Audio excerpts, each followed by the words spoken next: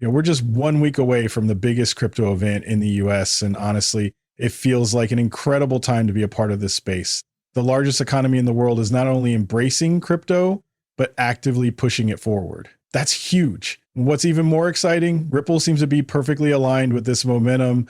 There's so much to unpack here, and we need to talk about it. Let's rewind to June 27th, when Ripple decided to drop their cross appeal with the SEC. Now, they're expecting the SEC to drop their appeal too, but so far, we haven't heard anything. We're still waiting. Honestly, I can't see any reason why the SEC wouldn't drop this appeal and just move on. It feels like it's time to get this case behind us. That said, I think this lines up pretty well with what's happening in the US right now, and we'll dive into that in a bit. First, I want to touch on Ripple's recent announcement about applying for a national bank charter license from the OCC. That's a pretty big move, and it's super interesting. We've talked about it before, but it's worth digging into more. All right, let's break this down. The key focus here isn't really about Ripple turning into a bank. It's more about what this move enables Ripple to do next.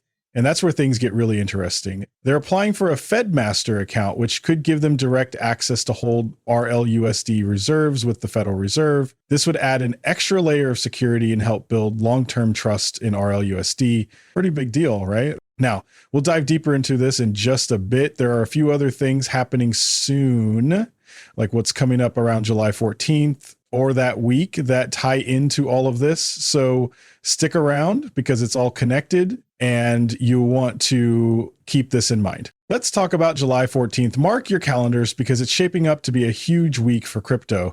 The US House has officially declared the week of July 14th as Crypto Week, where they'll be discussing major legislation like the Clarity Act, the Anti-CDC Surveillance State Act, and the Genius Act. This could seriously be one of the biggest weeks in crypto history. Why? Because what happens here could completely change the game for the US crypto market and even ripple out to impact the global crypto scene. The decisions made during this week might set the tone for how other countries approach crypto moving forward. It's a big deal and could really speed things up on a global scale. The official announcement is already live on the Financial Services website. Big news from Capitol Hill. The House Committee on Financial Services Chairman French Hill, House Committee on Agriculture Chairman G.T. Thomas, and House leadership have announced that the week of July 14th will officially be Crypto Week. Exciting, right?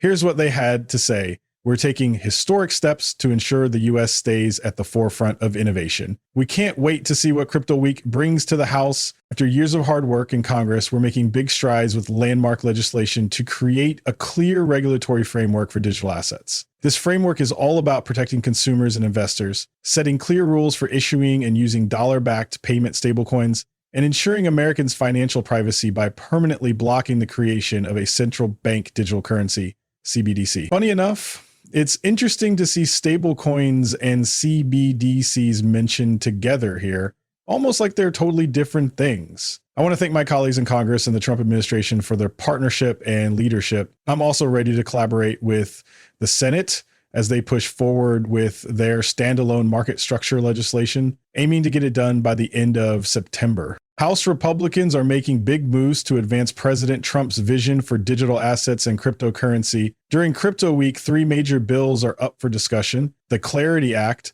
the Anti-CBDC Surveillance State Act, and the Senate's Genius Act. A strong collaboration between the Financial Services and Agriculture Committees led by Chairman French Hill and T.T. Thomas. I'm also excited for President Trump to sign these important measures into law. As part of our commitment to make the U.S. a global leader in digital assets, House Republicans are gearing up for Crypto Week. We'll be bringing the Clarity Act, the Anti-CBDC Surveillance State Act, and the Senate's Genius Act to the floor. These bills are all about supporting growth, innovation, and providing a clear path forward for digital assets. When you break it down, all these quotes are pointing to one thing. They want to push for wider crypto adoption and really open up the market in the US. As Brian Steele puts it, this could be the golden age of digital assets kicking off right here in the US. And honestly, it all comes down to getting the right legislation passed to make it happen. We've been following a lot of what's been happening in the crypto space this year, and wow, has it been active.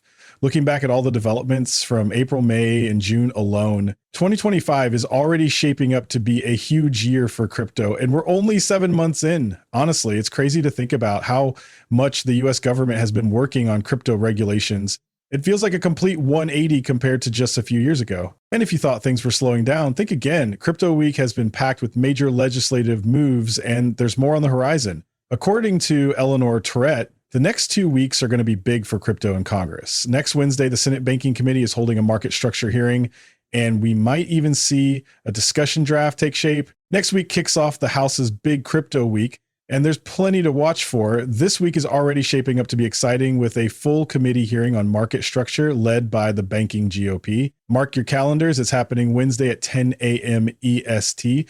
We've got an impressive lineup of witnesses, including Brad Garlinghouse, Ripple CEO, the Blockchain Association CEO, Chainalysis' CEO, and a general partner from Paradigm. Yep, Ripple CEO will be front and center at this key hearing on market structure. It's going to be an event you won't want to miss. This takes me back to when I mentioned the FSB giving Ripple a chance to weigh in on global crypto regulatory frameworks back in December 2022, right in the middle of their SEC lawsuit. And guess who was on the FSB board at the time? Gary Gensler. If that doesn't make you question the legitimacy of this lawsuit and think it's all been orchestrated, I don't know what will. Now let's fast forward to the week of July 14th, because when we talk about things being planned, this week is a prime example. What's happening that week? The Federal Reserve is rolling out ISO 2022 for the Fedwire Fund Service on July 14th. Coincidentally, Congress is also dubbing that week Crypto Week. And at the same time, Ripple is filing for a FedMaster account and applying for a national bank charter with the OCC. Seriously, you couldn't make this stuff up. For anyone saying ISO 2022 has nothing to do with Ripple and XRP, hold on a second. Let me break it down for you. I actually talked about this back in May 2023. So if you've been following Ripple and XRP, this might sound familiar. You've probably heard of Volanti, right? They're kind of a big deal. We're talking about a company that works with 125 banks, financial institutions, clearing houses, and corporate treasuries across 35 countries. Oh, and let's not forget, they handle millions of transactions and trillions in value every day. They power 4 of the top 5 corporate banks, process 40% of all US commercial bank deposits, and support 70% of global card traffic. Yet they're that massive. So here's the scoop on Ripple from a guide for banks and financial institutions about ISO 2022 migration. It's pretty fascinating. What's even more exciting is that Volante just extended their partnership with Citi for global ISO 2022 migration. It's wild how the connections between Citi and Ripple keep building, especially since the Medico acquisition. Definitely something worth keeping an eye on. Oh, and check this out. I'll pull up something from Volante real quick. FinTech futures share 5 key success factors for a smooth ISO 2022 migration in their guide for banks and financial institutions. So here we have a section just below this quote from HSBC. By the way, a known partner of Ripple. Remember, they announced plans to tokenize gold using Ripple through Ripple Custody. Pretty exciting, right? Now, just below that, there's a key point about how the shift to ISO 2022 is about more than just ticking boxes for SWIFT or market infrastructure requirements. It's all about adapting to a payments ecosystem that's constantly evolving and full of diversity. Big changes are happening in the payments world, and the next few years are set to reshape the industry in ways we can only begin to imagine. Innovations and fresh ideas are paving the way, and at the center of it all is ISO 2022. This global standard is designed to bring together different systems, standards, and payment methods from around the world, creating a more unified and efficient system. One standout example of this is Ripple. In May 2020, Ripple, a well-known competitor to SWIFT, became the first distributed ledger technology company to join the ISO 2022 standards body. It's a major step forward and highlights just how big of a role this standard will play in the future of payments. And this insight comes courtesy of Volanti. Did you know one of the biggest names in institutional finance, Deutsche Bank, is fully on board with ISO 2022? Their Flow platform even published a post last November 7th highlighting how ISO 2022 is paving the way for a more connected future. Here's where it gets exciting. There's a quote from Standard Chartered that says, "We could use ISO 2022 to bridge between traditional and decentralized finance." But wait, it gets even better. Ripple is mentioned directly. The post highlights a growing number of payment service providers and coin platforms that are native to ISO 2022, including Circle's USDC and Ripple's XRP. This insight comes straight from Standard Chartered's global head of transaction banking. ISO 2022 could be the perfect bridge between traditional finance and decentralized finance. When you combine its rich data capabilities with emerging technologies, you get an incredible innovation system. Pretty exciting, right? There's been a growing discussion about how ISO 2022 adoption needs to be considered alongside new tech. Some people say, oh, ISO 2022 has nothing to do with blockchain, DLT, or XRP. Well, guess what? It has everything to do with them. It actually enables these technologies. Oh, and just to share, I mentioned this over in my community on X. If you're not a member yet, it's free to join.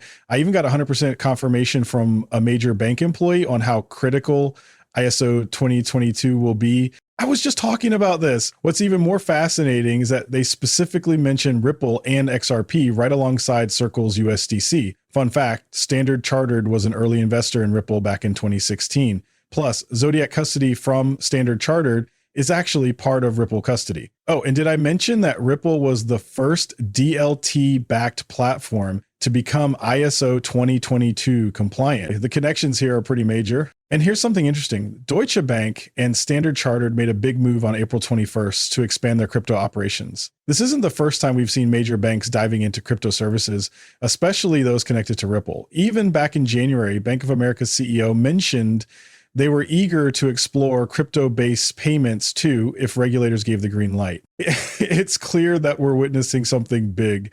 TradFi and DeFi are coming together in the crypto space, and it's happening fast. With major names like Ripple leveraging DLTs like the XRP ledger, this shift is only going to accelerate. Now's the time to really focus on utility-driven projects, because the next wave isn't just about gaining users. It's about unlocking trillions of dollars. What's wild is that 2025 seems to be the year everything changes. Big banks and institutional players are stepping out of the shadows and saying, we're diving into crypto payments, tokenization, all of it. And it's not a coincidence. This is also the year ISO 2022 adoption ramps up in a big way. The cutoff is coming up this November. That's when Swift officially goes live with it. Are we really saying none of this is connected, that it's all just a coincidence? Of course not. This has all been part of the plan. And 2025, it's going to be a massive year for crypto. Honestly, I think this has been in the works for a long time. Think about it. The case is wrapping up. Ripple is applying to become a bank, and they're going for a Fed master account.